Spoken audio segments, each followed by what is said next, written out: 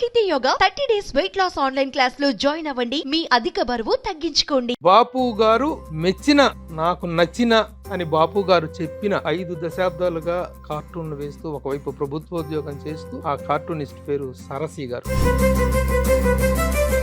సరసి అంటే ఏంటి, అసలు ఫుల్ అబ్రివేషన్ ఏంటి? కార్టూన్ లో పెద్ద పేరు రాయకూడదండి, చిన్న పేరు రాయాలి. నా పేరును కుదించి అలా పెట్టారు, నా పేరే మొత్తం. మీ ప్రధాన వస్తువు ఏంటి అంటే ఏం చెప్తారు? చిన్నప్పటి నుంచి కూడా డ్రాయింగ్ అలవాటు అండి. మా ఇంట్లో మా అన్నయ్య బొమ్మలు వేసేవాడు. ప్రభుత్వంలో పనిచేస్తున్న వారు ప్రభుత్వానికి వ్యతిరేకంగా కార్టూన్లు వేయకూడదు అని నేను ఎప్పుడూ మధ్యతరగతి కుటుంబాల మీదే, వాళ్ళతో ఉండే ఇబ్బందులు, ఆ కుటుంబాల్లో ఉండే చమత్కారాలు,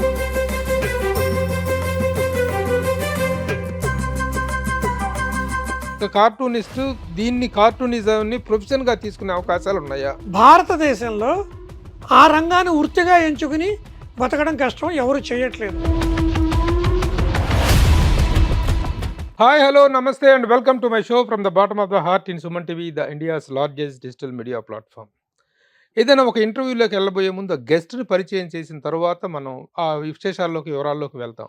కానీ ఆ గెస్ట్ని పరిచయం చేయడానికంటే ముందు నేను మీకు కొన్ని కార్టూన్లు చూపించాలి. ఆ కార్టూన్ చూద్దాం, తర్వాత గెస్ట్ పరిచయం చేస్తాను. Let us watch the cartoons. పిల్లలలాగు స్టేట్స్ నుంచి రారు, వాడు అక్కడే నిన్ను నోరారా అమ్మ అని పిలిచేది, వాడిని కూడా దూరం చేసుకుంటావు ఎందుకు? బాగుంది. ఫారిన్లో సెటిల్ అయిన తల్లిదండ్రులను పట్టించుకోలేని పిల్లల పరిస్థితి మీద ఒక చక్కని ఆ కాలు కూడా పెట్టు పిన్ని పసుపు రాసి తాంబూలం ఇచ్చేస్తా. బాగుంది. ఈ అపార్ట్మెంట్ కల్చర్ మీద చాలా చక్కని కార్టూన్, అద్భుతం. చాలేవమ్మా, తెలియకపోతే అడగాలి కానీ ఎంటర్ యువర్ పిన్ అంటే చెంప పిన్ తీసి కరెంట్ షాక్ కొట్టింది సెక్యూరిటీ అంటే ఇక్కడ కూడా నా మాట వినమన్నమాట. ఓ కానిస్టేబుల్ భార్య, ట్రాఫిక్ కానిస్టేబుల్ భార్య అలా దూసుకెళ్ళిపోతుంది స్కూటర్ మీద. బాగుంది. అమ్మ పాలే బిడ్డకు వరం, కింద కుక్క మాత్రం, పెంపుడు కుక్క మాత్రం పిల్లలకు పాలిస్తుంది, తల్లి మాత్రం సీసా పాలు పడుతుంది, డబ్బా పాలు. సో చూసారుగా, ఇవి కార్టూన్స్. ఈ కార్టూన్స్లో మనకు కనిపిస్తున్నటువంటి కామన్ ఫ్యాక్టర్ ఏంటంటే మధ్యతరగతి మందహాసం. మన దైనందిన జీవితంలో కనిపించేటువంటి, వినిపించేటువంటి ఎన్నెన్నో సరదాలు, చమత్కారాలు, వాటితో కూడినటువంటి కార్టూన్. వీటి వెనుక ఒక చమత్కారమే కాదు, అద్భుతమైన ఆలోచన విధానం కూడా ఉంటుంది. ఇంత చక్కటి కార్టూన్లు వేసినటువంటి ఈ వ్యక్తి ఎవరు అని చెప్పబోయే ముందు, మనకు మామూలుగా కార్టూన్లు అనగానే, చిత్రలేఖనం అనగానే మనకు ముందుగా స్ఫురణకు వచ్చేటువంటి వ్యక్తి, ఆ శక్తి ఎవరో కాదు, బాపు గారు, ద గ్రేట్. బాపు గారు మెచ్చిన, నాకు నచ్చిన అని బాపు గారు చెప్పిన ఆ కార్టూనిస్ట్ పేరు సరసి గారు. సరసి గారు 5 దశాబ్దాలుగా కార్టూన్లు వేస్తూ ఒకవైపు ప్రభుత్వోద్యోగం చేస్తూ, మరొక వైపు కార్టూన్లు వేస్తూ పత్రికా రంగంలో, రచనా వ్యాసంగంలో కూడా చాలా సుప్రసిద్ధులయ్యారు. పత్రికా రంగంలో ఆయన అంటే తెలియని వాళ్ళు ఎవరు లేరు. అలాంటి సరసి గారిని ఇంటర్వ్యూ చేసి వారి అనుభవాలను మనం తెలుసుకుందాం. సరసి గారు నమస్తే అండి, వెల్కమ్ సార్. నమస్కారం అండి. చాలా బాగున్నాయి కార్టూన్స్. థ్యాంక్ యూ అండి. అంటే చిన్న చమత్కారం. అంటే కీట్స్ మహాశయుడు ఒక మాట అంటారండి, beauties can be seen in the small proportions of life అంటాడు. జీవితంలో చిన్న చిన్న అంశాల్లోనే చాలా గొప్ప గొప్ప అందాలని, చమత్కారాలని చూడొచ్చు. అలాంటి ఇది చమత్కారం మీ ఇదిలో కనిపిస్తుంది. అసలు యాక్చువల్గా మీ పేరు సరసి అనేటువంటిది బాగా పాపులర్ నేమ్, పత్రికలు ఫాలో అయ్యే వాళ్ళకి కానీ, కార్టూన్ ఫాలో అయ్యే వాళ్ళకి కానీ. సరసి అంటే ఏంటి, అసలు ఫుల్ అబ్రివేషన్ ఏంటి? కార్టూన్లో పెద్ద పేరు రాయకూడదండి, చిన్న పేరు రాయాలి. ఓహో. అందుకు అనుగుణంగా నేను స్కూల్లో చదువుతున్న రోజుల్లోని 8వ క్లాసులోని ఉండగానే మా గురువు గారు తమ్మ సత్యనారాయణ గారు నా పేరును కుదించి అలా పెట్టారు, నా పేరే మొత్తం. సరస్వతుల రామ నరసింహం నా పేరు. దాంట్లో సా రా సి అని 3 అక్షరాలు తీసి ఎబ్రివేట్ చేసి పెట్టారు. ఆ 3 అక్షరాలతోటే నేను కార్టూన్ల కింద వేస్తున్నాను. సరసి అంటే సరస్సు అని అర్థం అండి. 50 ఏళ్ళు పైగా ఈ పేరు పెట్టి దీంతో కార్టూన్లు వేస్తున్నానండి. 50 yearsగా, 5 దశాబ్దాల ప్రస్థానం. అవునండి. ఓకే. కార్టూన్ వేయటం అనేటువంటి దానికి ఫస్ట్ ఇన్స్పిరేషన్ చాలా మందికి రకరకాల కార్టూనిస్టులు ఉంటారండి. పొలిటికల్ కార్టూనిస్టులు ఉంటారు. ముఖ్యంగా పొలిటికల్ అండ్ సోషల్, ఈ 2 మాత్రమే సబ్జెక్ట్స్ ఎక్కువగా ఉంటాయి కార్టూనిస్టులకి. అంటే మిగతా అన్ని రంగాల మీద, వైద్య రంగం మీద, వాటన్నిటి మీద వేస్తుంటారు. ముఖ్యంగా పొలిటికల్ కార్టూనిస్టులు వాళ్ళ పాపులారిటీ, వాళ్ళ స్ట్రోక్ వేరు. ఈ సోషల్గా సరదాగా వేసేటువంటి వాళ్ళ స్ట్రోక్ వేరుగా ఉంటుంది. మీ వస్తువు ఏంటి అసలు? మీ ప్రధాన వస్తువు ఏంటి అంటే ఏం చెప్తారు? చిన్నప్పటి నుంచి కూడా డ్రాయింగ్ అలవాటండి. మా ఇంట్లో మా అన్నయ్య బొమ్మలు వేసేవాడు. హుహు. నేను కూడా బొమ్మలు వేసేవాడిని. హుహు. హై స్కూల్లో మా గురువు గారు తమ్మా సత్యనారాయణ గారు నాకు ఈ డ్రాయింగ్ మీద ఇంట్రెస్ట్ ఎక్కువ చేసి బొమ్మలు నేర్పి హుహు. పెయింటింగ్ వేయడం అవి నేర్పించారండి. పెయింటింగ్ కూడా శాస్త్రీయమైన పద్ధతుల్లో నేర్పారండి ఆయన. ఓకే. అయితే 10వ క్లాస్ నుంచి బాపు గారు కార్టూన్లు చూడడం ఇన్స్పైర్ అయ్యి అలా ఆయనలాగా కార్టూన్లు వేయాలి అని అనుకున్నాను. కానీ ఆయన కార్టూన్లు ఎప్పుడు కాపీ చేయలేదు. హుహు. నేటివిటీ మన మన సంస్కృతి సంప్రదాయాల పట్ల ఆయన వేస్తున్న కార్టూన్ లాంటివి వేయాలి అని నేను మొట్టమొదట నా 10వ తరగతి చదువుతున్నప్పుడే నేను కార్టూన్లు వేసి ఆంధ్రప్రభకి పంపించానండి. హ్మ్. అవి తిరిగి వచ్చాయండి. ఓహో! వచ్చినా ఏం నిరుత్సాహపడకుండా హుహు. ఆ కార్టూన్లు వేయడమే ప్రారంభించానండి. తర్వాత నేను గవర్నమెంట్ జాబ్‌లో పనిచేసి సెక్రటేరియట్‌లో 10 ఏళ్ళు, అసెంబ్లీలో 20 ఏళ్ళు పనిచేశానండి. ఓహో!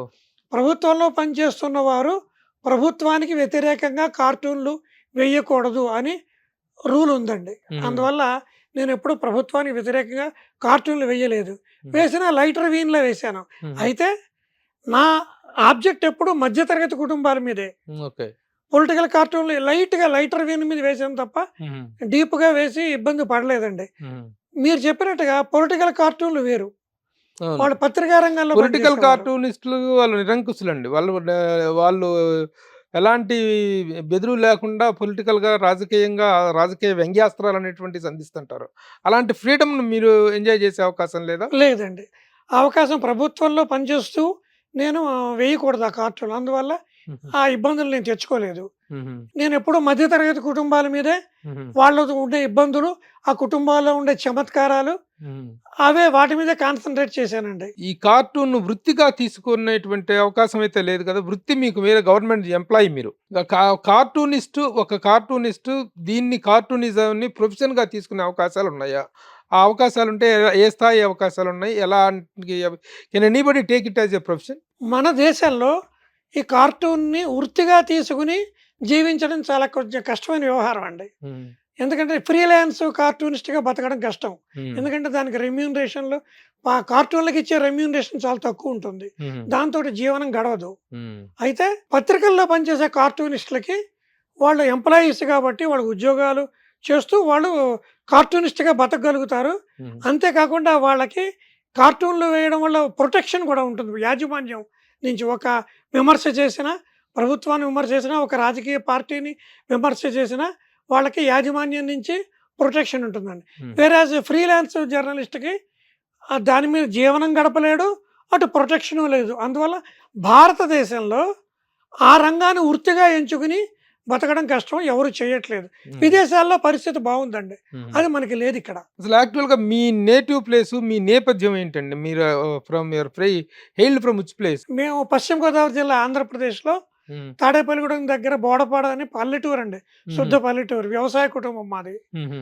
అక్కడే వ్యవసాయంలో చదువుకుని, అక్కడే పల్లెటూరులోనే చదువుకుని ఉద్యోగాలు డిగ్రీ అయిన తర్వాత తాడేపల్లిగూడెంలో డిగ్రీ చేసి హ్మ్. హైదరాబాద్ ఉద్యోగరీత్యా వచ్చానండి. హ్మ్. అంతవరకు పూర్తిగా పల్లెటూరు వాతావరణం అండి. హ్మ్. అందువల్ల నేను సంతోషపడుతూ ఉంటా. ఎందుకంటే హ్మ్. నా కార్టూనుల్లో కానీ, నా కథల్లో కానీ పల్లెటూరు నేపథ్యం కనిపిస్తుంది. ఓకే.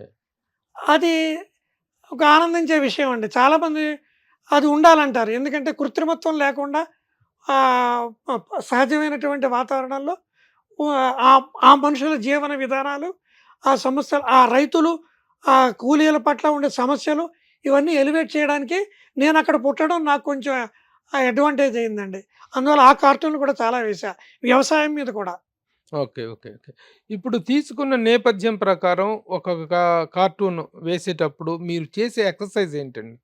ఎలాంటి ఎ ఎ ఒక కార్టూన్ వేయటానికి ఎంత టైం తీసుకుంటారు? ఆలోచనకి ఎక్కువగా, గీయటానికి ఎక్కువ టైం పడుతుందా? సార్ కార్టూన్ ఆలోచిస్తే వచ్చే ఐడియా కన్నా హ్మ్. దానంతట అది వెలిగే స్పార్క్ వెలుగుతుంది. ఎక్కడో ఒక చోటకెడతాం. ఒక హ్మ్. నలుగురు మనుషులను చూస్తాం. ఇద్దరు మనుషులను చూస్తాం. ఒక సంఘటన చూస్తాం. ఒక స్పార్క్ వెలుగుతుంది. హ్మ్. అది కార్టూన్ ఐడియా. హ్మ్. ఒక కార్టూన్ ఐడియా వస్తే బొమ్మ వేయడం చాలా సులభం. హ్మ్. బొమ్మ అరగంటలో బొమ్మ అవుతుంది. హ్మ్. దాని కలరింగ్ ఒక అరగంట. ఒక గంటలో కార్టూన్ అయిపోతుంది. హ్మ్. కానీ కార్టూన్ కోసం ఆలోచించి తపన పడితే వచ్చే కార్టూన్‌లో మజా హ్మ్. తక్కువ. హ్మ్. ఆ స్పార్క్ తక్కువ. వెలుగుతాయి కార్టూన్‌లు. ప్రతి మనిషికి హాస్యరసాన్ని ఆస్వాదించే గుణం ఉండాలి సార్. ఆ గుణం కార్టూనిస్ట్కి ఉండాలి. అందువల్ల అతనికి కార్టూన్ ఐడియా అలాగా స్ఫురిస్తుంది. ఎక్కడైనా ఒక ఐడియా ఎక్కడో ఒక చోట దొరుకుతుంది, ఒకటి దొరకదని లేదు. అది వీధిలో రావచ్చు, మీటింగ్లో రావచ్చు, పడుకున్నప్పుడు రావచ్చు, బాత్రూంలో కూడా రావచ్చు. అవును. ఆ వచ్చిన ఐడియాని డెవలప్ చేసి కార్టూన్ వేయడం అనేది చాలా సులభమైన విషయం. కార్టూన్ వేయడానికి ఒక గంట సేపు కానీ ఎక్కువ పట్టదండి. ఏది మీరు వేసిన కార్టూన్లో 4 చిలోక్తులు ఇలా విసరండి సరదాగా. ఇప్పుడు కార్టూన్ అనేది నేను ఎక్కువగా మధ్యతరగతి కుటుంబాల మీద వేశానండి. నేను అనుకోవడం ఎక్కువగా ఇంట్లోనే కార్టూన్ పుడుతుంది. ఇంట్లోనే పుడుతుంది. పొద్దున్న లేస్తూనే కాఫీ ఇస్తాను పళ్ళు తోముకున్నావా అని అడుగుతుంది పెళ్ళాం. వీడు పేపర్ చదువుతూ పళ్ళు తోముకున్నానా లేదా అని డౌట్ వస్తుంది. వెళ్ళి అక్కడికి వెళ్ళి ఆ డబ్బాలో బ్రష్ ముట్టుకుని ఆ బ్రష్ కూర్చుని తడిపి చూస్తాడు. తడిగా ఉంటే వీడు తోముకున్నట్టు పళ్ళు. మతి మార్పు అక్కడే స్టార్ట్ అయింది హాస్యం. కాఫీ ఇస్తుంది ఆవిడ. కాఫీ ఇచ్చి బాగుందా అని అడుగుతుంది. అంటే కాఫీ ఇచ్చిన ప్రతిసారి బాగుందా అని అడుగుతావేంటి పిచ్చి పిల్ల, బాగుంటే నేనే చెప్తాను కదా అంటాడు. ఈయనకి బాగానే ఉంటుంది, ఆవిడకి కాలుతుంది. తర్వాత కాఫీ ఒకసారి బాగుంటుంది. బాగున్నప్పుడు ఏంటి చాలా బాగుంది, ఒకవేళ నీకు కలుపుకున్న కాఫీ నాకు ఇచ్చేసేవేమో పొరపాటుని అని మళ్ళీ అంటాడు. ఇవి చిన్న చిన్న చమత్కారాలు. ఆవిడ అవమానించాలని, ఈయన ఏదో పైకి అందరం ఎక్కాలని ఉండదు. ఇవన్నీ కుటుంబాల్లో జరిగేవి. హాస్యం. ఇది కోవిడ్ వచ్చిన తర్వాత ఒక ఆయన ఇంటికి వచ్చి కూర్చున్నాడు. సరే మాతో పాటు ఆయనకు కూడా కాఫీ ఇచ్చాం. ఇచ్చినప్పుడు ఆయన, అమ్మ చాలా సంతోషం అమ్మ, ఈ కోవిడ్ వచ్చాక అందరూ ఇలాగే ఎవరింటికి వెళ్ళినా కానీ వేడి నీళ్ళే ఇస్తున్నారు అన్నాడు ఆయన. అంటే ఆవిడ అంది, అవి వేడి నీళ్ళు కాదు అన్నయ్య గారు, కాఫీ అంది. అలాగా పుడతాయి అవన్నీ, కార్టూన్ ఐడియాలు పుడతాయి. ఆ పుట్టిన కార్టూన్లు బాగుంటాయి. ఆ కార్టూన్ అనేటువంటిది ఒక పరిధిలో ఉన్నంత వరకు సరసంగా ఉంటుంది, చమత్కారంగా ఉంటుంది. ఒక పరిధి దాటితే అవమానకరంగా కూడా ఉంటుంది. ఆ పరిధిని లిమిటేషన్స్ ని దృష్టిలో పెట్టుకోవాల్సిన అవసరం చాలా. ఎప్పుడు కూడా అంటే కార్టూన్ ఆరోగ్యకరంగా వేయాలి. ఎవరిని కించపరచకూడదు. ఫస్ట్ ఆఫ్ ఆల్ ఎవరిని కించకూడదు. అది ఆడవాళ్ళు కావచ్చు, వికలాంగులు కావచ్చు, పేదవారు కావచ్చు, వృత్తి ఉద్యోగాలు చేస్తున్న వాళ్ళు కావచ్చు, న్యాయవాద వృత్తిలో ఉన్న వాళ్ళు కావచ్చు. ఎవరైనా సరే ఏ వ్యక్తిని ఇంకో వ్యక్తి పరిహసించకూడదు. పరిహసించడం నవ్వుకునేవి, సరదాగా నవ్వుకుంటా. కింద పడిపోయాడు అనుకోండి, నవ్వకూడదు. సార్ కార్టూన్ ముఖ్యంగా మీకు కానీ, మీరు ఇన్స్పిరేషన్గా చెప్పుకొని మిమ్మల్ని మెచ్చుకునే బాపు గారికి కానీ, కార్టూనిస్టుల్లో మెయిన్ సబ్జెక్ట్ ఆడవాళ్ళే. ఇళ్ళల్లో ఆడవాళ్ళ మీద వేస్తుంటారు చమత్కారాలు, చెమక్కులు వేస్తుంటారు. దీంట్లో ఆడవాళ్ళని టార్గెట్ చేసుకోవటం అనేటువంటిది ఎలా అనిపిస్తుంది? ఎంతవరకు ఆడవాళ్ళని టార్గెట్ లేదు. నేను ఒకటే మాట చెప్తానండి, స్త్రీ లేని సమాజాన్ని ఊహించుకోమంటా. స్త్రీ లేకుండా అసలు మొత్తం పూర్తిగా కథలైనా, కార్టూన్లైనా, వ్యాసాలైనా, ఏ పాటలైనా, సినిమాలైనా స్త్రీని తీసేయండి. తీసేస్తే ఎలా ఉంటుంది? స్త్రీని అవమానపరచకూడదు. ఎప్పుడు నా కార్టూన్లో ఎప్పుడు కించపరచను, కించపరచకుండానే వేశాను. సరసం ఆడతారు. సరసం, చమత్కారాలు, భార్యాభర్తల మధ్య చమత్కారాలు ఉంటాయి. దాన్ని ఏదో ఆడవాళ్ళని కించపరుస్తున్నాము అని భూతద్దంలో పెట్టి చూడకూడదు. ఇంట్లో భార్యాభర్తల మధ్య చమత్కారాలని వాటిని ఆనందంగా స్వీకరించాలి. ఒక సీనియర్ ఫెమినిస్ట్, ఒక స్త్రీవాద రచయిత్రి, పేరు చెప్పను, ఆమె ఒకసారి నాకు ఫోన్ చేసి, ఆడవాళ్ళ వస్త్రధారణ, వాళ్ళ బట్టలు బాగుండట్లేదు, స్త్రీ జుట్లు ఇవన్నీ బాగుండట్లేదు, సమాజంలో వేరే వేరే అర్థాలు వచ్చేలా ఉంటున్నాయి, ప్రమాదాలకు కూడా దారితీస్తున్నాయి, వాటి మీద కార్టూన్ వెయ్యమని నాకు ఒక ప్రఖ్యాత స్త్రీవాద రచయిత్రి ఫోన్ చేసి నాకు ఆ వాటి మీద కార్టూన్లు వేయమన్నారు. నేను వెయ్యలేదు. ఎందుకంటే మామూలుగా నేను సంసారాల మీద, మధ్యతరగతి కుటుంబాల మీద వేస్తున్నప్పుడే కొంతమంది దాన్ని ఎక్స్ట్రీమ్గా, వాటిని ఆనందించలేని ఒక తత్వం ఉన్నవాళ్ళు కొంతమంది విమర్శిస్తున్నారు. నాకు తెలుసు, నేను విమర్శించట్లేదని. ఏమండి, అందువల్ల ఆ రచయిత్రి, స్త్రీవాద రచయిత్రి కోరిన విధంగా నేను కార్టూన్లు వేయలేదు. ఎందుకంటే నా పరిధిలోనే నేను వేశా. ఇప్పటికి కూడా ప్రతి స్త్రీని నేను గౌరవిస్తా. ఇదే మొత్తానికి కార్టూన్ పుడతానికి ఇంట్లో నుంచే పుడుతుంటాయి కార్టూన్లు అంటారు. మీ ఇంట్లో నుంచి ఎక్కువ పుడుతుంటాయా? ఇంట్లోనే ఎక్కువ పుడతాయా అంటే నేను కూడా ఇంట్లోనే మనిషిని. ఇప్పుడు నేల విడిచి సాము చేయకూడదు. నాకు తెలియని కొన్ని సబ్జెక్టులు ఉన్నాయండి, వాటి జోలికి నేను పోను. మందు తాగడం, ఏమండి, ప్యాకెట్లు ఆడడం, గుర్ర పందాలు ఆడడం, కొన్ని వ్యసనాలు, వాటి మీద కార్టూన్లు నేను వేయలేను, ఎందుకంటే నాకు అవి తెలియవు. నేను నాన్ వెజ్ కూడా తిన్నాను, వాటి మీద కూడా కార్టూన్లు వేయలేదు. నాకు తెలిసిన వాటిదే వేస్తాను. నేను ఇంట్లో ఉన్నాను, భార్య భర్త పిల్లలు ఈ సంసారాలు ఉన్నాయి కాబట్టి నేను వాళ్ళ మీద సరే, కార్టూన్ ఇందాక మీరు చెప్పినట్టుగా మీ ఆవిడ ఇచ్చిన కాఫీ మీకు నిజంగా బాగుండి చెప్పారా, బాగలేకపోయినా బాగుందని చెప్పారా? నాకు కొన్ని రహస్యాలు చెప్పకూడదు. అంటే ఇన్నేళ్లలో ఎప్పుడు ఇవ్వలేదా మీకు మంచి కాఫీ మీ శ్రీమతి? ఒకసారి బాగుంటుంది కాఫీ, ఒకసారి బాగోదు, ఉమ్, అటు ఇటు ఉంటుంది. ఎవరికి తెలీదు, సంసారం చేసే వాళ్ళందరికీ తెలుసున్న విషయాలు ఇవి. ఉమ్. ఏది అదేంటి, మా ఆవిడ బ్రహ్మాండంగా కాఫీ చేసి ఇచ్చేది నాకు. మీ ఆవిడ చేసి ఇచ్చిందా లేదా కరెక్ట్గా చెప్పండి. మీరు మంచి కాఫీ ఆవిడ ఇచ్చారా లేదా? ఆవిడ కూడా చేస్తుంది, కానీ ఒకసారి ఆవిడని నవ్వించాలి, ఉమ్, ఆవిడ కోపం తెప్పించాలి ఒకసారి. ఉమ్, అన్ని రకాలు చూడాలి, నవరసాలు. ఉమ్. నా కథల్లో నవరసాలు రాశాను నేను. ఓకే. నవరసాలు అంటే అవి కూడా ఎక్స్పీరియన్స్ అవి ఉండాలి. ఉమ్, ఒక్కొక్క కార్టూన్ వేస్తారు, వేసి మా మా శ్రీమతి వెంకటరత్నం ఆవిడ పేరు, ఉమ్. ఆమె బిఎస్ఎన్ఎల్లో వర్క్ చేసిందండి. ఓ, ఆమెని వాళ్ళ స్నేహితులందరూ అంటారు, ఉమ్. మీ ఆయన నీ మీద వేసేస్తున్నాడు కార్టూన్లు అన్నీ, నువ్వు చూసుకో అంటాడు. ఉమ్, ఆవిడ మీద వేసినా ఎవరి మీద వేసినా కానీ మా ఇంట్లో జరిగేవి మీకు ఎలా తెలుస్తున్నాయండి ఉమ్. అని చాలా మంది నన్ను అడుగుతారు. ఓహో. ఇది మా ఇంట్లోనే కాదు, ఇంటింటి రామాయణం, ప్రతి ఇంట్లోనే ఇవే జరుగుతాయి, ఎందుకంటే మధ్యతరగతి కుటుంబం కాబట్టి. ఓకే. ఇప్పుడు బాపు గారు మీకు ఇన్స్పిరేషన్ అని చెప్పారు కదా, ఇన్స్పిరేషన్లో ఆయన వస్తువు కూడా ఎక్కువగా ఈ మధ్యతరగతి మందహాసం మీద వీటి Yes, మీదనే sir. ఎక్కువగా ఉంటుంది. అయితే అపీరెన్స్ ఆర్ డిసెప్టివ్ అన్నట్టుగా అనిపిస్తుంది మిమ్మల్ని చూస్తుంటే. మీ ఇన్స్పిరేషన్ అయిన బాపు గారిని చూసినా సరే అలాగే అనిపిస్తుంది. ఎందుకంటే చాలా సింపుల్గా డౌన్ టు ఎర్త్గా Hmm. ఏమీ తెలియని అమాయకుల్లాగా ఉంటారు. వేసే కార్టూన్లో మాత్రం చమత్కారం పేలిపోతుంటుంది. ఈ చమత్కారానికి మీ అపీరెన్స్‌లకి సంబంధం ఉండదు. అసలు బాపు గారిని కూడా అది అంత సీరియస్‌గా ఉంటారు ఆయన. ఆయన వేసే చమత్కారం మామూలుగా ఉండదు. అలాగే మీరు కూడా you are also looking very simple and down to earth. But cartoon అనేటువంటిది ఏంటంటే సమాజంలో ఉన్నటువంటి మకిలిని సున్నితంగా సంస్కరించడం అనేటువంటిది కార్టూనిస్ట్‌లో కనిపించేటువంటిది. మీరు బాపు గారు కాకుండా మీరు మీ సమకాలీనుల్లో మై బెస్ట్ ఇన్స్పిరేషన్ అని కానీ, లేకపోతే my best friend, my best contemporary అని చెప్పగలిగిన వాళ్ళు ఎవరు? మొట్టమొదట బాపు గారితోటి ఆయన సాన్నిహిత్యం దొరకడం నా అదృష్టం అండి. అది ఉమ్, ఎప్పుడో చాలా ఏళ్ల క్రితం 79, 80లో అనుకుంటాను. ఉమ్, నా కార్టూన్లు చూసి బాపు గారు ఆంధ్రప్రభకి ఒక ఉత్తరం రాశారు. ఉమ్, సరసి అన్నతను ఆడ అర మగ లేక ఆడ ఉమ్, అని తెలియదు, ఉమ్, రాశారు. మగ లేక ఆడ ఉమ్, వేస్తున్న కార్టూన్లు చాలా బాగుంటున్నాయి, ఉమ్, ఈ మధ్య కాలంలో అంత మంచి కార్టూనిస్ట్ నేను చూడలేదు ఓహో, అన్నట్టుగా ఉత్తరం రాసి ఆంధ్రప్రభకి రాశారు. ఓకే. వాళ్ళు నాకు పంపించారు ఆ కార్టూను, ఆ లెటరు. ఉమ్, అప్పుడు బాపు గారికి లెటర్ రాసి అప్పుడు నేను ఫలానా అని చెప్పుకున్నాను. ఉమ్, వారితోటి అప్పటి నుంచి సాన్నిహిత్యం పెరిగిందండి. ఉమ్, బాపు గారు ఎప్పుడు కార్టూన్లు వేసే ప్రతి వాళ్ళకి కూడా బాపు గారు గురువు అండి. ఉమ్, ఎందుకంటే మన తెలుగులో తలశెట్టి రామారావు గారు మొట్టమొదటి కార్టూనిస్ట్. ఉమ్, ఆ తర్వాత కార్టూను అనే ప్రక్రియని ప్రాచుర్యంలోకి తీసుకొచ్చి దానికి గొప్ప ఉన్నత స్థానం కల్పించిన వారు బాపు గారు. ఓకే. ఆయన శిష్యుడిగా, ఏకలవ్య శిష్యుడిగా ఉమ్, ఆయన తెలుగుదనం మీద నేటివిటీ మీద నేను అనుకరించాను తప్ప ఆయన కార్టూన్లు ఎప్పుడు కాపీ కొట్టలేదండి. ఉమ్, మీరు అన్నట్టుగా ఆయన చాలా సింపుల్ మనిషి అండి, బహుముఖ ప్రజ్ఞాశాలి ఆయన. ఒక కార్టూన్లే కాదు, చిత్రరంగం, సినిమాలు రాసినా తీసినా గీసినా అంటాం. రాసిన, అందువల్ల ఏం తీసినా కార్టూన్ల విషయంలో నాకు ఆయన పరమ గురువు అండి. ఓకే. మొత్తం శాస్త్రీయమైన బొమ్మలు నేర్పింది మా గురువు తమ్మా సత్యనారాయణ గారు వెరీ అండి. గుడ్. వీరికి అలాగే మనకు కార్టూన్ అనేటువంటి పదం వినిపించగానే ఇండియా లెవెల్లో, భారతదేశం లెవెల్లో వినిపించేది ఆర్కే లక్ష్మణ్ గారు. ఆర్కే లక్ష్మణ్ గారు కానీ, లేకపోతే అంతర్జాతీయ స్థాయిలో మీరు కొంతమంది ప్రముఖుల పేర్లు ప్రస్తావించండి. చదువుతారు కదా, బాపు గారు ఆరాధ్యం కావచ్చు, మీ అభిమానం కావచ్చు.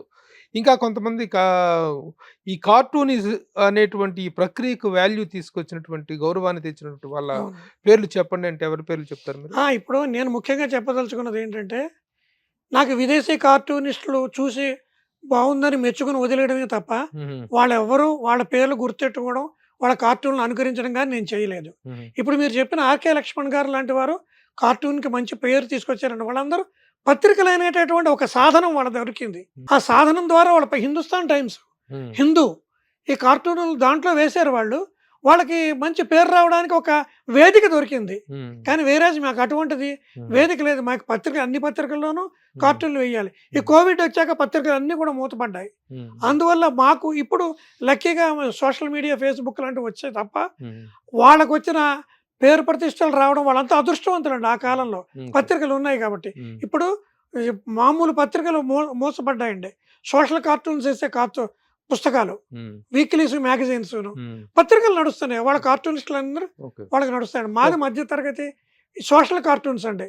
వాళ్ళకి మాకు పూర్తి డిఫరెంట్ అండి. ఇప్పుడు ఇందాక నేను అడిగిన ప్రశ్నకు మీరు, నేను గవర్నమెంట్ ఎంప్లాయీగా ఉన్నాను కాబట్టి అవును. ప్రభుత్వం మీద ఎలాంటి సటరికల్ కానీ వ్యంగ్యాస్త్రాలు వేయటం అనేటువంటిది ఉండకూడదు అనేటువంటిది మీరు చెప్పిన సమాధానం.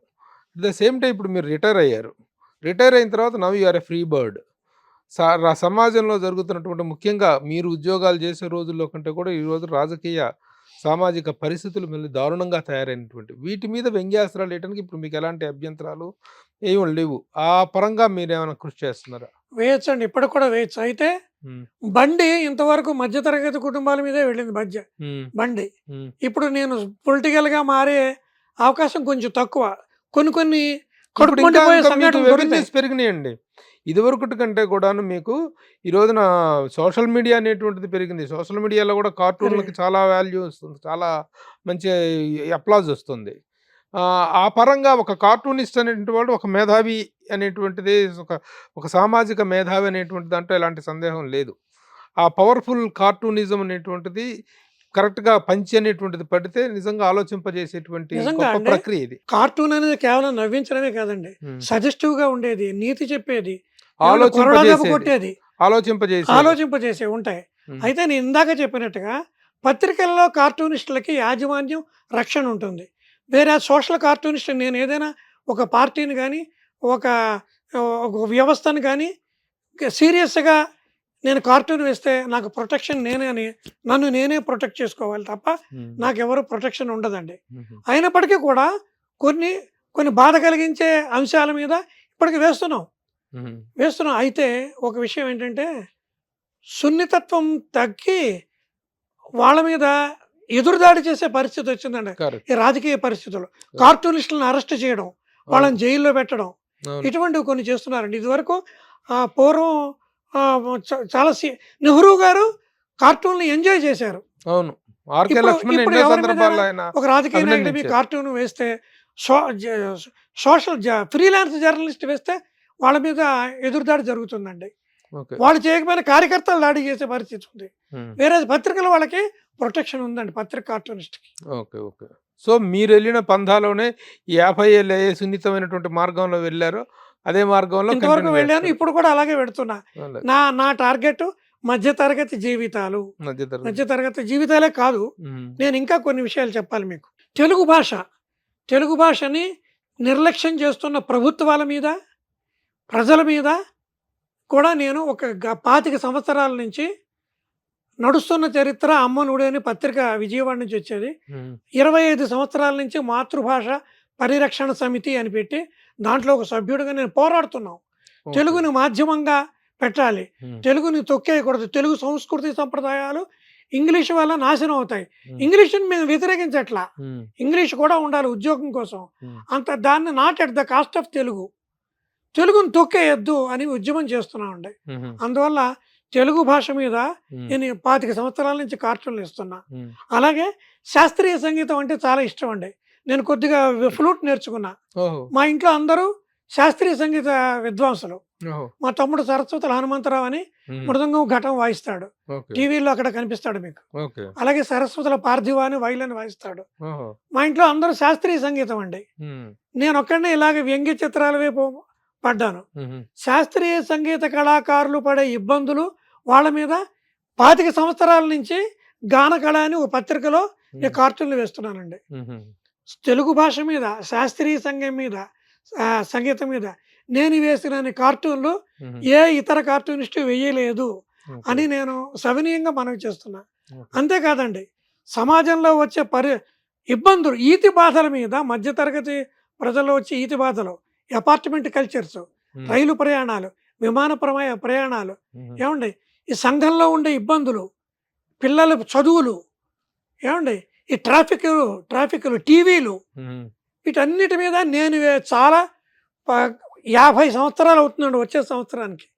అన్ని కార్టూన్లు కొన్ని వేల కార్టూన్లు వేశానండి. అది తృప్తి. ఒక 10 కార్టూన్ సంకలనాలు నేను వేసిన కార్టూన్ బుక్స్ 10 పుస్తకాలు రిలీజ్ చేశానండి. కార్టూనిస్ట్గా 50 సంవత్సరాల్లో ఎంత సంపాదించారు? ప్రభుత్వ అధికారిగా ఎంత సంపాదించారు? గవర్నమెంట్ ఎంప్లాయీగా? నేను మంచి ప్రశ్న వేశారు. గవర్నమెంట్ ఎంప్లాయీగా నా జీతం నాకు వస్తుందండి. ఇప్పుడు పెన్షన్ వస్తుంది. కార్టూనిస్ట్గా నేను ఏమీ సంపాదించలా. ప్రజల అభిమానం తప్ప. ప్రజలే కాదండి, గొప్ప గొప్ప ప్రముఖులు ఎంతో మంది నా కార్టూన్ల వల్ల బాపు గారు వాళ్ళకి చెప్పారు సరసి గారి కార్టూన్లు చూడండి అని. అందువల్ల గొప్ప గొప్ప వాళ్ళు వరప్రసాద్ రెడ్డి గారు, గురవారెడ్డి గారు, తనికెళ్ళ భరణి గారు, వంశీ, ఏమండి బాలసుబ్రహ్మణ్యం గారు, వీళ్ళందరూ కూడా నా కార్టూన్లు చూసి నాకు ఫోన్లు చేసేవారండి. బ్రహ్మానందం గారు తరచు ఫోన్లు ఇప్పుడు వస్తాయి నాకు, just because of my cartoons. ఈ కార్టూన్లు నేను సంపాదించింది వీళ్ళ ఈ గొప్ప వాళ్ళ పరిచయాలండి.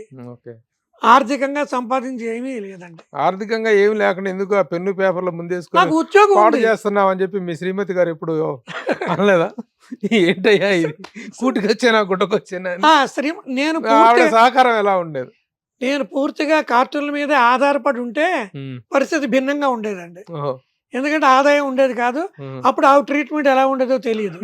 అయితే నా ఉద్యోగం నాకు ఉంది. నా ఉద్యోగం చేస్తే సాయంత్రం 5 దాటాక ఇంటికి వచ్చాక వేసుకునే కార్టూన్లు.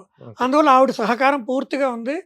ఆవిడ సహకారంతో నేను ఈ కార్టూన్లు వేస్తున్నా. ఆవిడ కూడా ఎంప్లాయ్, గవర్నమెంట్ ఎంప్లాయ్. ఆవిడ బిఎస్ఎన్ఎల్ లో వర్క్ చేశారండి. Very good. Voluntary retirement. కుటుంబ నేపథ్యం ఏంటండి? పిల్లలు ఎంతమంది?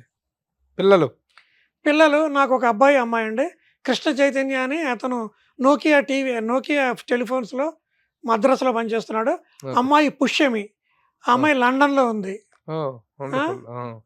వాళ్ళు కూడా వాళ్ళ కాళ్ళ మీద నిలబడ్డారు. Very good. అందువల్ల కుటుంబ మీరు పరంగా మీ కార్టూన్ల మీద నిలబడ్డారు.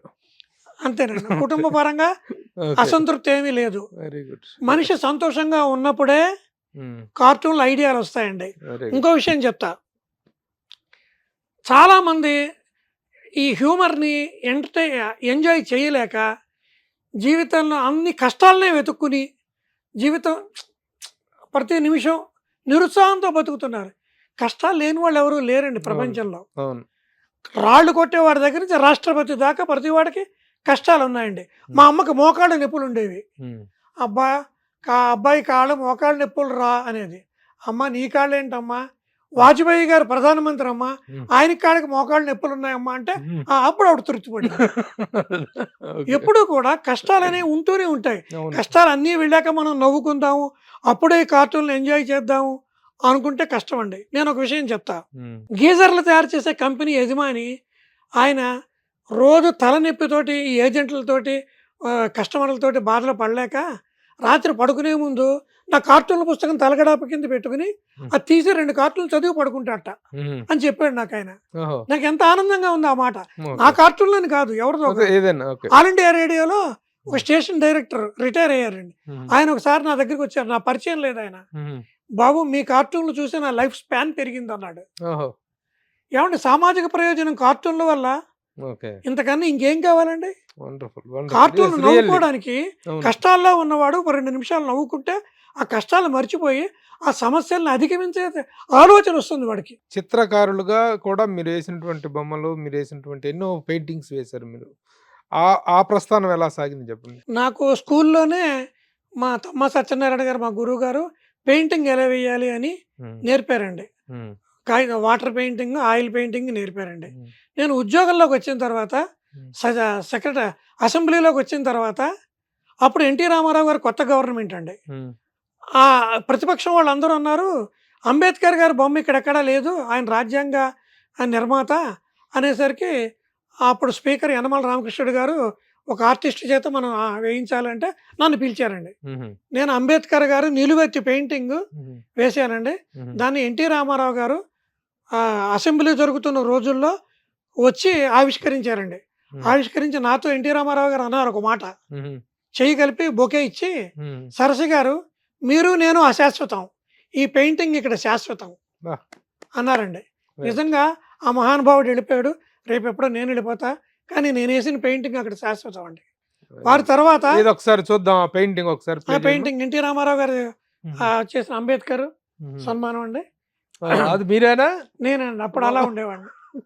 ఆ, అంబేద్కర్ గారి పెయింటింగ్ కూడా. చాలా యంగ్ గా కనిపిస్తున్నారు. ఆ వెనుక ప్రతిభా భారతి గారు కదా? ప్రతిభా భారతి గారు, యనమల రామకృష్ణుడు గారు, ఎర్రన్నాయుడు గారు, ఎర్రనాయుడు గారు వెనక ఉంది ఎర్రనాయుడు గారు. ఎర్రన్నాయుడు గారు పాపం చాలా మంది ఇప్పుడు లేరండి, వారు వెళ్ళిపోయారు. లేదు, లేదు. అయితే ఇది బస్ట్ సైజే ఉంది, అక్కడ ఫుల్ సైజ్ వేసాను, అక్కడ వేసింది ఫుల్ సైజ్. కూర్చొని ఫుల్ సైజ్ అండి బొమ్మ.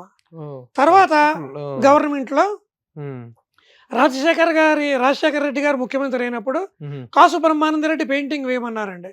నేను దాంట్లో స్టాఫ్ని, అందువల్ల నేను వాళ్ళకి ఉచితంగానే వేసాను ఈ బొమ్మలు. ఇది ఉచితంగా వేసా, అది కూడా ఊరికే దాని పెయింటింగ్ ఖర్చులో పెట్టుకున్నారు వాళ్ళు. కాసు బ్రహ్మానందరెడ్డి గారు అదే కాసు బ్రహ్మానంద రెడ్డి గారు. రాజశేఖర రెడ్డి గారు పిలిచి మాట్లాడారండి. రోసయ్య గారు, గాది వెంకటరెడ్డి గారు, ఇక్కడ ప్రముఖులందరూ ఉన్నారు అక్కడ. బొత్స సత్యనారాయణ గారు, వీళ్ళందరూ ఉన్నారండి. ఓకే ఓకే ఓకే, బాగుంది, చాలా గొప్పగా ఉంది అది. కాసు బ్రహ్మానంద రెడ్డి గారి ఫోటో ఆ లైఫ్ కనిపిస్తుంది. ఉందండి. నెక్స్ట్ ఇంకేం వేశారు తర్వాత దీంట్లో ఇక్కడ లేవు కానీ దుద్దెళ్ళ శ్రీపాదరావు గారి పెయింటింగ్ వేశానండి.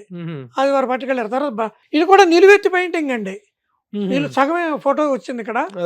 జగజీవన్ రామ్ గారి పెయింటింగ్ అండి. ఏమండి ఇప్పుడు ఈ కార్టూన్ అనేటువంటిది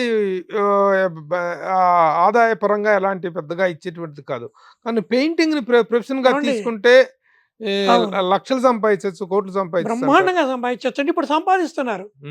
ఇప్పుడు ఆ పెయింటింగ్స్ వేసిన వాళ్ళు నేను ఊరికే వేసానని చెప్పి కొంతమంది ఆ సీనియర్ ఆర్టిస్టులు నామి కోపడ్డారు, ఎందుకు ఊరికే వేసే వాళ్ళకి అని.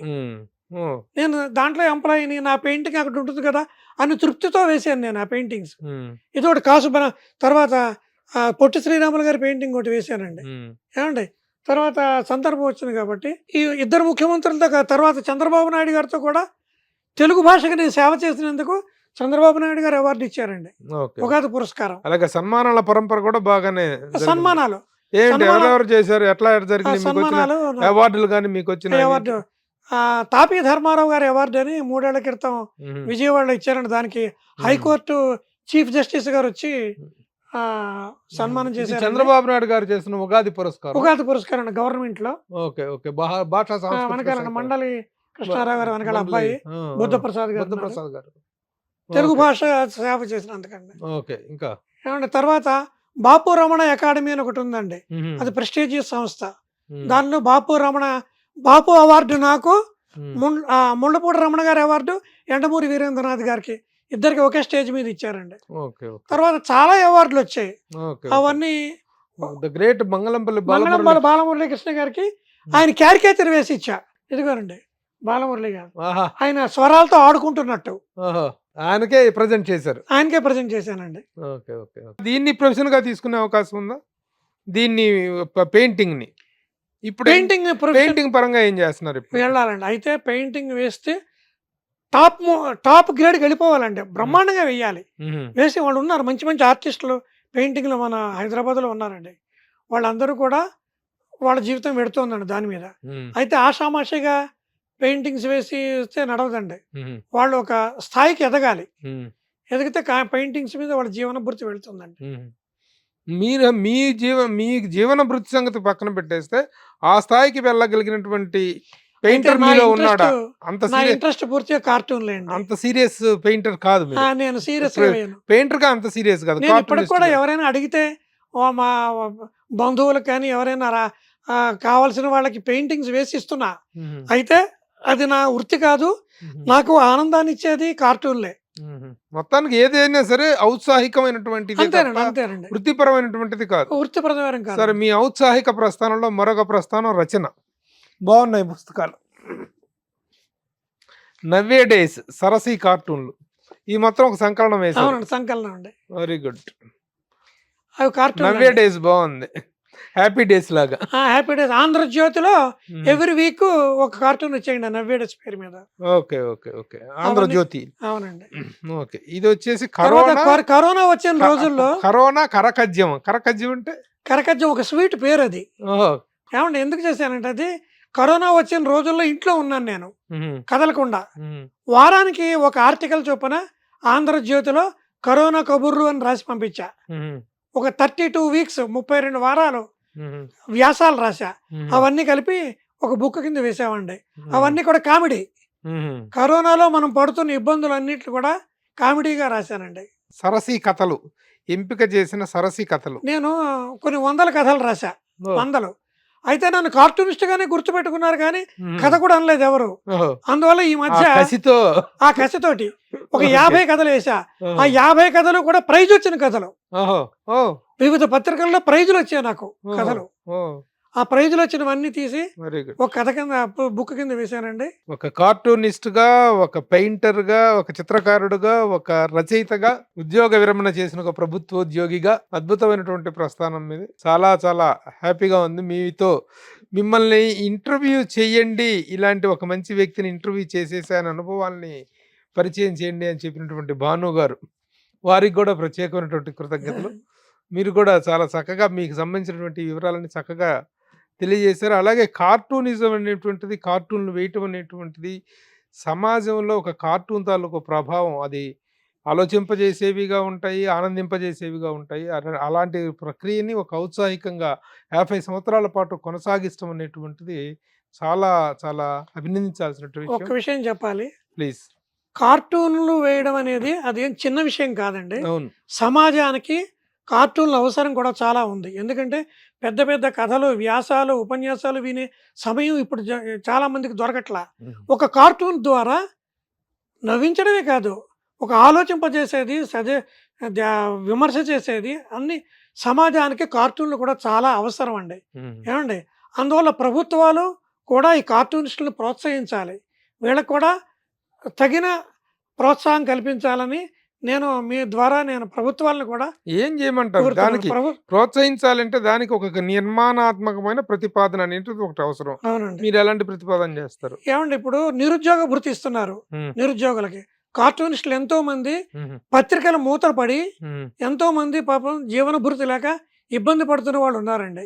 ఉమ్, వాళ్ళకి ప్రభుత్వం నుంచి ఆర్థిక సహాయం అందాలి. ఉమ్, ప్రతి సంవత్సరం వాళ్ళకి ఏ, ఉగాది పురస్కారాలు ఇస్తున్నట్టే కార్టూనిస్టులకు కూడా పురస్కారం ఇవ్వాలి. ఉమ్, ఇప్పుడు కార్టూనిస్టుల పత్రిక ఒకటి ఉందండి, హాస్యానందం అని, ఉమ్, విజయవాడలో. ఉమ్, ఎవ్రీ మంత్ ప్రతి నెల కూడా పోటీలు పెట్టి ఉమ్, కార్టూనిస్టులకి బహుమతులు ఇస్తున్నారు. ఉమ్, ఏమండి?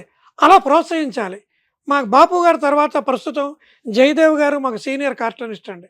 వారు వాట్సాప్లో కార్టూనిస్టులను ప్రోత్సహిస్తూ వాళ్ళకి సజెషన్స్ ఇస్తూ కార్టూనిస్టులను తయారు చేస్తున్నారు.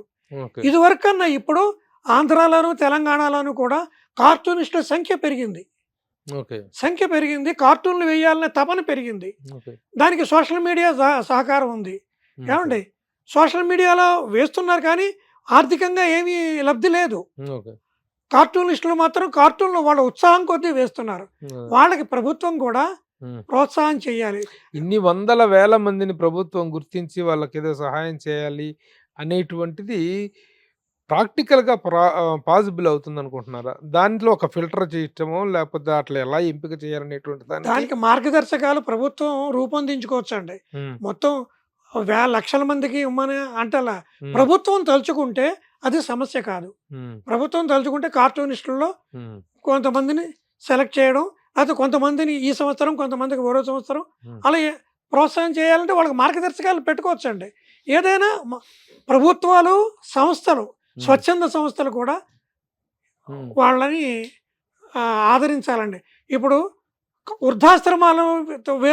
వృద్ధాశ్రమాలకు తల్లిదండ్రులను పంపిస్తున్నారు అని కార్టూనిస్టులు మేము ఎంతో మందిని ఉద్యమాలు చేసేవాడి. కార్టూన్ల ద్వారా చెట్లు నరికేస్తున్నారు, పర్యావరణాన్ని పాడు చేస్తున్నారు. ఇవన్నీ మేము కార్టూనిస్టుల ద్వారా సమాజ హితం కోసం మేము కూడా మా వంతు మేము పోరాడుతున్నామండి. మరి పోరాడుతున్న వాళ్ళకి ప్రోత్సాహం ఉండాలి కదా. అదండి నేను కోరుకునేది. సరే, ఓకే. అది ఏదైనా ఒక నిర్మాణాత్మకమైన మీరు ఏదైనా కార్టూనిస్టుల అసోసియేషన్ ఏదైనా ఉందండి? ఉన్నాయండి, కార్టూనిస్టుల అసోసియేషన్లు ఉన్నాయి. తెలంగాణ గవర్నమెంట్ ఆ మధ్య ప్రోత్సాహాలు చేసి కార్టూనిస్టులందరికీ ఆర్థికంగా కొంత ఏదో వెసులుబాటు కల్పించారండి ఒక్కసారి. అలాగే ఆంధ్రప్రదేశ్ కూడా చెయ్యాలి. ప్రభుత్వాలన్నీ రావాలి. అంటే ఇప్పుడు కార్టూనిస్టులు, చిత్రకారులు వీళ్ళకి సపరేట్ ఉన్నాయి, ఓన్లీ ఎక్స్క్లూజివ్ కార్టూన్ వేరండి. చిత్రకారులు చిత్రాల ప్రదర్శన పెట్టుకుంటారు. మేము కార్టూన్ల ఎగ్జిబిషన్స్ ప్రదర్శన పెట్టుకుంటారు. వేరేగా పెట్టుకుంటాం. ఉమ్, ఆ డిపార్ట్మెంట్ వేరు, మా డిపార్ట్మెంట్ వేరండి. ఉమ్, టోటల్ గా చిత్రకారులు వాళ్ళంతే. ఉమ్. సెగ్రిగేట్ చేయొచ్చండి. సెగ్రిగేట్ చేసి ఇప్పుడు అసోసియేషన్స్ అయితే ఉన్నాయండి, అసోసియేషన్ కాదు, ఓన్లీ కార్టూనిస్ట్ అసోసియేషన్ వేరు, ఉన్నాయండి, కాదు కార్టూనిస్టుల అసోసియేషన్ వేరు, చిత్రకారుల అసోసియేషన్ వేరు, ఉన్నాయండి. వేరు వేరుగా ఉన్నాయి. ఉన్నాయండి. ఉన్నాయి. ఆహా. వాటి ద్వారా ఒక ప్రాతినిధ్యం, ఉన్నాయండి. ఒక representation ఇస్తే- వాళ్ళు పోటీలు పెడుతున్నారు. తెలంగాణలో కూడా మే 20వ తారీఖు నాడు కార్టూనిస్టుల దినోత్సవం ఉండే. ఏమండి? మే 20. మే 20వ తారీఖు. మ్మ్. ఏమండి? ఆ రోజు వరల్డ్ కార్టూనిస్ట్ డే, లేదండి, తెలుగు కార్టూనిస్టులు అండి. తెలుగు కార్టూనిస్ట్ డే తెలుగు అని పెట్టుకున్నారు. కార్టూనిస్టులు దేనికి అండి. పెట్టుకున్నారు ఆ రోజు? ఏంటి ప్రత్యేకత? ఆ రోజు మా మొట్టమొదటి కార్టూను వేసిన ఆయన తలిశెట్టి రామారావు గారు. మ్మ్. ఆయన పెట్టిన మొట్టమొదటి కార్టూను ఆయన పుట్టినరోజు అండి అది. ఆయన పుట్టినరోజు. Okay okay. తరిశెట్టి రామారావు గారు. రామారావు గారు. ఓకే. మ్మ్. ఆహా. ఏమండి? ఆయన జ్ఞాపకార్థంగా పెట్టినటువంటి ఆ రోజుని మేము మ్మ్. ఉత్సవం చేస్తున్నామండి. ఇక్కడ రవీంద్ర భారతిలో మ్మ్. కార్టూనిస్టుల మీటింగ్ పెట్టుకుంటున్నాం. మ్మ్. ప్రభుత్వం తరపు నుంచి 1-2 అవార్డులు ఉన్నాయండి. మ్మ్. దానికి కూడా మేము ధన్యవాదాలు చెప్పాలి. మ్మ్. అవి కాకుండా వివిధ సంస్థలు కూడా బహుమతులు ఇస్తున్నాయండి. Okay okay. ఏమండి ఈ కార్టూనిస్టులు అనేటి వాళ్ళ వ్యంగ్య రచన, చమత్కారం ఇది అనేటువంటిది రచనా వ్యాసంగంలో కూడా ఉంటుంది. దాంట్లో ఇంటర్నల్గా ఒక కార్టూనిస్ట్లో ఒక రచయిత కూడా ఉంటాడు. అందుకు మీరే పెద్ద ఉదాహరణ. బుక్స్ రాస్తున్నారు చక్కగా. మీకెందుకు సినిమాల నుంచి అన్న ఆఫర్స్ రావటం కానీ, సినిమాల్లో సరస సంభాషణలు రాయటం, లేకపోతే వచ్చాయండి. నేను కామెడీ ట్రాక్లు రాయటం ఇట్లాగేమైనా వచ్చిందా? సినిమా ఎందుకంటే సినిమా వాళ్ళందరితో మీకు పరిచయాలు ఉన్నాయి కదా చాలా ఉన్నాయండి. మందితో. నాకు తనికల భరణి గారు, వంశీ గారు, ఉమ్, తర్వాత జనార్దన మహర్షి గారు, వీళ్ళందరూ కూడా ఉన్నారు. వాళ్ళ నుంచి కూడా నాకు ఆఫర్లు వచ్చాయండి. ఉమ్, కానీ నేను వాళ్ళకి నమస్కారం పెట్టా. ఉమ్, ఎందుకంటే నేను ఈ రంగం నుంచి నేను బయటకు రాలేను, ఉమ్, నా పరిస్థితులు నాకు ఉన్నాయి అని చెప్పి నేను వెళ్ళలేదండి. ఉమ్. ప్రతి కార్టూనిస్టు వ్యంగ్యరచన చేస్తాడు అనుకోవడానికి లేదండి. అవునవును. కొద్దిమందే చేస్తారు అది. ఓకే నా వ్యంగ్యరచనల కథలకు కూడా అనేక బహుమతులు వచ్చాయండి. ఓకే. Very good. సినిమా నుంచి ఆఫర్లు వచ్చినా కానీ నేను సున్నితంగా తిరస్కరించానండి వెరీ గుడ్. నా పరిస్థితుల వల్ల. ఏదేమైనా అటు ఉద్యోగరీత్యా కానీ ఇటు ఇదైనా ఒక non controversial career of 50 years అంతేనండి. ఇది నా ఆత్మతృప్తి అండి. ఆత్మతృప్తి కోసం ఆత్మతృప్తి కోసం వేసుకునే వ్యాసంగం. Very good. అయితే సమాజానికి కూడా మనం సహకరిస్తున్నాము అన్న తృప్తి ఒకటి ఉందండి మనసులో. ఓకే. Very good.